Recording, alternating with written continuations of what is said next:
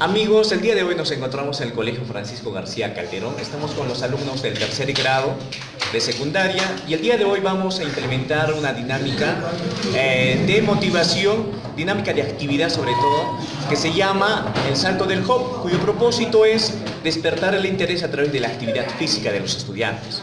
¿Sí? A ver, acompáñenos. Como ustedes ya saben, esta actividad consiste en que cuando yo indique el nombre de una fruta, ustedes van a saltar, ¿sí? Sí.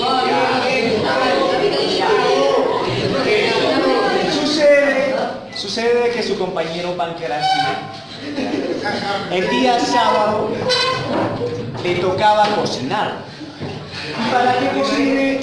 Fue a la tienda a comprar primero un poquito de charqui, ¿sí?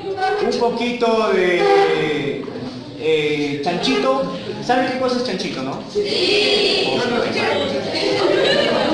Y después su compañero se fue al mercado central de Chivay para comprar verduras y frutas. Se acercó a la señora Grimalda, compró 1 kilo de zanahoria, 1 kilo de alberja, 1 kilo de habas y 1 kilo de naranja.